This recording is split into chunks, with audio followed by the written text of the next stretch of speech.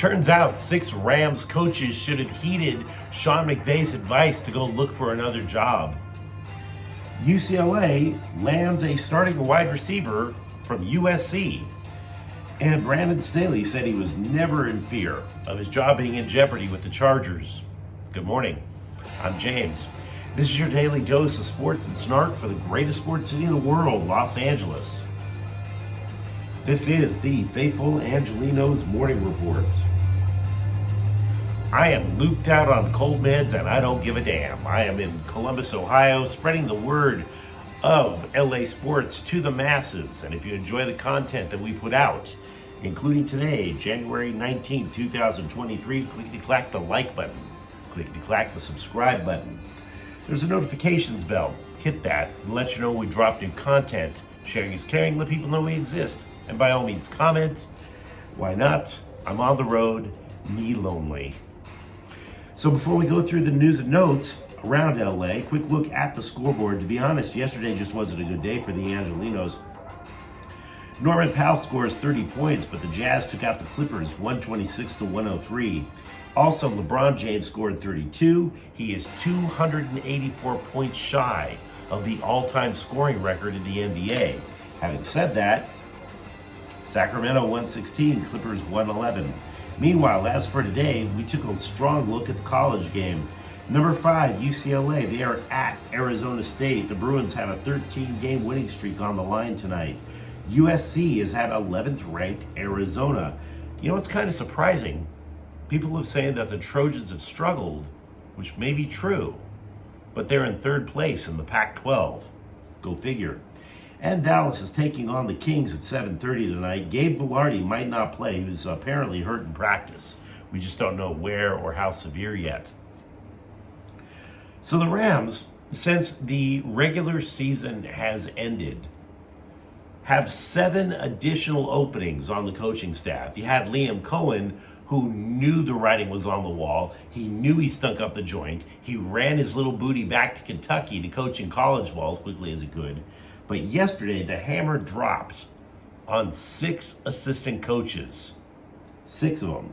Now, they're not using the word fired, but apparently 5 of them dudes were just flat out fired. And it's kind of funny if you think about it, because, you know, all the talk about Sean McVay being completely worked up and, you know, just too tense to coach. It's kind of like he was originally saying before this went down. He was like, guys, I might quit. I might look for a new gig. Maybe you should too. And then about 4 or 5 days later, he's like, you know, I was thinking about it. And you know what might keep me from being so tense? What might keep me from burning out? Working with you. You're gone. See you, bye. How would you like to have that as your new year? So, who did the Rams cut? Well, they cut special teams coordinator Joel McCandless, which isn't too much of a surprise. The Rams used to be known for being pretty innovative, pretty daring on special teams. Not so much now. They're more traditional. Offensive line coach Kevin Carberry. Can't say I have too much of a problem with that. There were problems up and down the offensive line all year. There were 4 defensive coaches who got the axe, just across the board. Defensive back Jonathan Cooley, defensive line coach Skylar Jones, outside linebacker coach Thad Bogardus, and they also had an overall defensive assistant, Lance Schulters, get the axe. They tried to call it not retained, but let's be real, most of those dudes got fired. I know of one person, the contract just flat out ran out. Now, keep in mind, defensive coordinator Raheem Morris and assistant head coach Thomas Brown have been interviewing to be head coaches too. So you may be wondering, all these guys are gone. What the hell is Sean McVay thinking? I have a guess. It could be wrong, but I have a guess. If you remember when he was first hired by the Rams, he hired Wade Phillips as defensive coordinator and then gave him complete autonomy. Let him run everything about the defense. Whenever the Rams did not have the ball, you would actually see Sean McVay take a little sketch pad, sit on a bench, and start diagramming ideas and show them to Jared Goff and find out what he thinks. I think I think he wants that again. I think he wants to have nothing to do with the defense. I think he wants a coach who is so competent, so damn strong as a defensive coordinator, so self-sufficient that McVay doesn't have to manage every single thing going on with the team. Therefore, he can just X and O as much as he wants. Now, you let me know what you think in the comments thread. That's still a lot of hiring to take care of over the next couple of months. Former USC wide receiver Kyle Ford went into the transfer portal, and that transfer portal took him a grand total of 12 miles over to UCLA.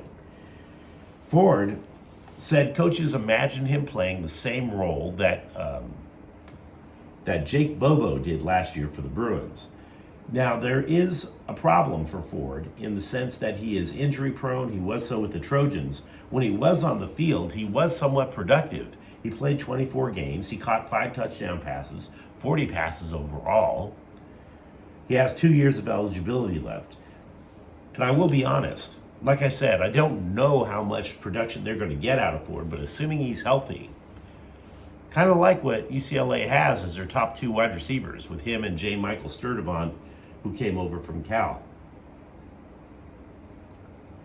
Brandon Staley said he never felt like his job was in jeopardy with the Chargers, and I can't say I blame him. Number one, he did make the playoffs. That was kind of a key thing. And number two, if I believe that Staley's job was actually in jeopardy, that means I would have to have taken Stephen A. Smith seriously. And I just can't. I just value my intelligence way too much to say that I take Stephen A. Smith seriously. I don't. Why? Skip Bayless? You want me to take any of those people seriously? Hell no, I'm not going to take them seriously.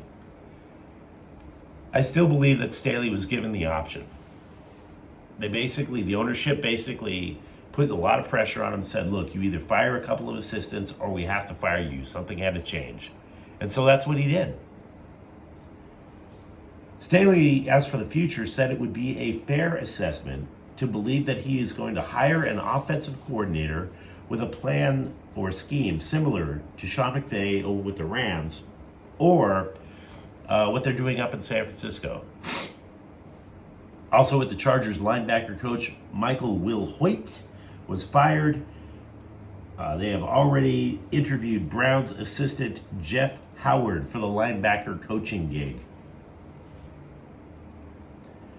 Supporters groups with the LA Galaxy met with AEG president Dan Becker and team manager Greg Vanny on Tuesday.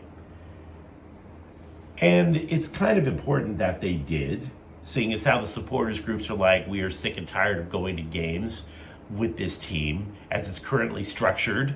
That's a bit alarming to hear, right? So I don't think they got together on Tuesday night to discuss Ukraine. I don't think they got together to discuss climate change. We do not know how tense the meeting got yet. People are asking around. We do not have a definitive answer. There is going to be a podcast that covers the team tonight. I think it's called Corner of the Galaxy. Apparently, they may know a couple of people who went to the meeting. Ultimately, to repeat, the Galaxy supporters groups, they are tired of Chris Klein's act. They want him gone as club president, probably somebody else in the front office as well. It's all just a matter of saying, look, we were an elite club. We were a super club in MLS. Now we're just middling at best. And oh, by the way, Chris Klein got caught up in a cheating scandal and he received absolutely zero punishment from the team. From the league, sort of. From the team, not so much. Why would you want to spend your hard-earned money on a team that is middling, cheats, and isn't even smart enough to get away with the cheating? So yeah, they needed that emergency meeting. Whether anything comes of that, we don't know. Also for the Galaxy, forward Samuel Grandsir is reportedly training in France with a club over there. That particular club, in their second league, is apparently waiting for the Galaxy to sign papers to make a transaction official. So Samuel Grandsir is apparently one pen stroke away from not being on the team anymore. So, the Clippers, Are you a Clipper fan? And if so, can you tell me, if the roster is actually healthy, do you really think that this is a title contending team now? Because I'm not sure. If Ika Zubac is the only center, we talked about the health a moment ago. They've played 16 different lineups. Paul George and Kawhi Leonard have started only 15 games together. Now, the NBA trade deadline is in early February, February 9th. I'm curious if they have enough assets to make trades. Because if you think about it, I mean, they have been clever about it. They still managed to pull off trades for both Robert Covington and Norman Powell last year. That helped them. But what about now? Because the Clippers title window is allegedly just barely open.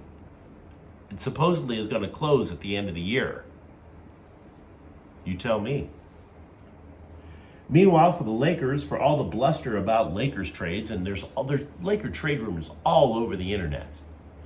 Do you know that Rob Pelinka, the general manager, has made only one in-season trade for the purple and gold? Yeah. He traded Rajon Rondo to Cleveland for salary cap relief. Maybe that's yet another reason why all of these mega trades that people are hyping to the moon. Maybe it's just flat out hype and hopium.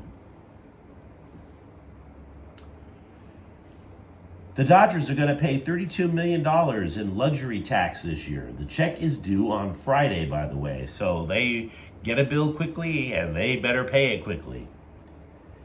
Now, there was no real need, of the way I was looking at it, into a deep dive as to why they're paying the luxury tax. You know, sometimes when you just sit there and you talk numbers, it doesn't really translate well on YouTube or on podcasts or whatever. But there were a couple of numbers that stood out. Do you know that since paying penalties for going over a salary cap have been put into place, the LA Dodgers have paid $215 million to Major League Baseball? By the way, that's not even the most in Major League Baseball.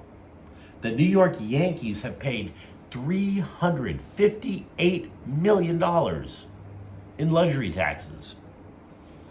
And it just strikes me strange.